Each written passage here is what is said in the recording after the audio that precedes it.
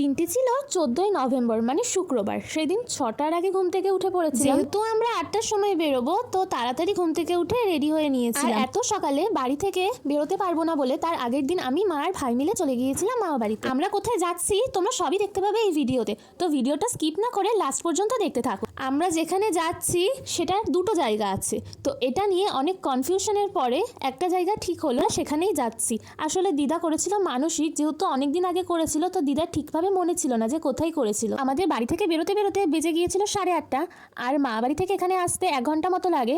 তো আমরা এখানে পৌঁছে গিয়েছি ওই 9:30টার দিকে। তোমরা এতক্ষণে দেখে নিশ্চয়ই বুঝতে পেরেছো যে আমরা কোথায় এসেছি। যারা এখনো বুঝতে পারোনি তাদের জন্য আমি বলে দিচ্ছি, আমরা এসেছিলাম কচুয়াতে। এই মন্দির সকাল 8টা থেকে 12টা আর দুপুর 3টে থেকে রাত 8টা পর্যন্ত খোলা থাকে। আমরা এসেই প্রথমে পুজোর ডালা কিনে চলে গিয়েছিলাম মন্দিরের ভিতরে। এখানে কিন্তু বিভিন্ন দামের ডালা থাকে। আর গাড়ি থেকে নেমেই দেখো এই দুই বাদর মন্দিরের সামনে গিয়ে শুয়ে কি করছে। রাজস্বী একটু দুষ্টুমি করছিল বলে যিনি পুজো দিচ্ছিলেন উনি ওকে একটু বকেছে, আর ওর সাথে সাথে এটা বলছে।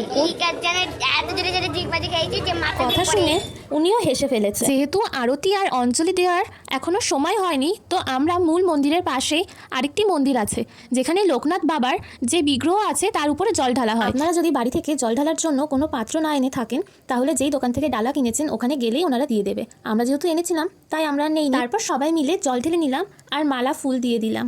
আপনারা যদি মালা পরাতে চান তো মন্দিরের পাশে যে দোকানগুলো আছে ওখান থেকে কিনে নিয়ে পড়াতে পারেন। 1730 খ্রিস্টাব্দে এক দরিদ্র ব্রাহ্মণ পরিবারে জন্মগ্রহণ করেন লোকনাথ ব্রহ্মচারী। তার জন্মস্থান নিয়ে বিভিন্ন মতভেদ থাকলেও মানা যায় যে তিনি জন্মগ্রহণ করেছিলেন উত্তর 24 পরগনা জেলার কচুয়া গ্রামে। বাল্য বয়সেই তিনি ব্রহ্মচর্য গ্রহণ করেছিলেন, আর তার গুরু ছিলেন ভগবান চন্দ্র গঙ্গোপাধ্যায়। মূল মন্দিরের ভিতরে যেহেতু ধূপ দ্বীপ জ্বালানো যায় না, তাই পাশেই ছিল এই ব্যবস্থা। লোকনাথ ও তার প্রিয় সখার বয়স ছিল তখন 11 বছর যখন তারা ভগবান গাঙ্গুলির সাথে গৃহত্যাগ করে। তার আশ্রম বাংলাদেশের নারায়ণগঞ্জ জেলার সোনারগাঁও উপজেলার বারোতিতে অবস্থিত, যা তার ভক্তদের কাছে একটি গুরুত্বপূর্ণ তীর্থস্থান। আর এদের তিনজনের কথা কি বলবো, এরা তো নিজেদের মতনই দোকানে চলে যাচ্ছে, নিজেদের মতনই জিনিস সিলেক্ট করে নিচ্ছে। এরই মধ্যে চলে গেলাম মূল মন্দিরে, কারণ 11:30টা বেজে গিয়েছে আর এদিকে আরতি শুরু হয়ে গিয়েছিল।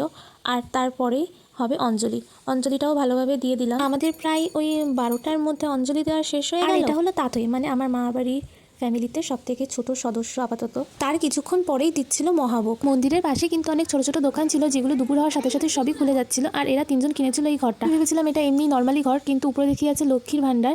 তারপরে ওরা বললো যে এটাতে নাকি টাকা সেভিংস করা যায়। তারপর আমরা চলে গেলাম প্রসাদ গ্রহণের জন্য। আর এই প্রসাদ গ্রহণের জন্য কিন্তু আগে থেকে কুপন কাটতে হয়। তো ওই দিন প্রসাদে ছিল খিচুড়ি, ফ্রাইড রাইস, সবজি, চাটনি, পাঁপড়, মিষ্টি, পায়েস। প্রসাদ গ্রহণের পর আমরা চলে এসেছিলাম ফটো তুলতে, আর তাতই বৃষ্টির কোলে গেলেই কান্না করছে। আর সবাই মিলে একটা গ্রুপ ফটো তোলার চেষ্টা করা হলো, আর দেখো কি অবস্থা, এক একজন এক এক রকম। লাস্টে যাও বা একটা ভালো ফটো আসলো, তাও আমার ফোনের ক্যামেরার যা অবস্থা। তোমরা যারা অনেক দূরের থেকে আসবে ভাবছো তাদের জন্য কিন্তু ওখানে থাকার ব্যবস্থা করা হচ্ছে। তো আর দেরি না করে আমরা ওখান থেকে বেরিয়ে পড়লাম। আমরা এখান থেকে চলে যাব বাড়িতে, আর মা বাড়িতে যাবো না। তো দেখতে দেখতে আমরা যেখান থেকে বাসে উঠবো সেখানে পৌঁছে গেলাম। আর ওখানে প্রায় 4-5 মিনিট বসার পরে চলে আসলো বাস। প্রথমে তো ভেবেছিলাম বাসটাতে উঠবো না, কারণ বাসটাতে একটাও বসার জায়গা ছিল না। তারপরে ভাবলাম যে আধ ঘন্টা পরে আবার বাস, ততক্ষণ বসে থাকার থেকে দাঁড়িয়ে যাওয়া ভালো। কিন্তু বাসে উঠেই সাথে সাথে পেয়ে গিয়েছিলাম জায়গা। মসলান্দপুরে এসেই ভাই একটা কিনেছিল আমলকি, আমিও একটা খেয়ে নিলাম। আর যেহেতু আমার একটু শরীর খারাপ লাগছিল, আমার পাশের সিটে কেউ বসেছিল না, তাই আমি তো সারা রাস্তা ঘুমাতেই এসেছিলাম। আর আমার এমনি তো বাসে উঠতে অতটা ভালো লাগে না। আর বাড়ি এসেই দেখি এই গাছটাতে এত সুন্দর ফুল ফুটেছে। যাই হোক, আজকের ভিডিওটা এই পর্যন্তই। দেখা হচ্ছে নেক্সট ব্লগে।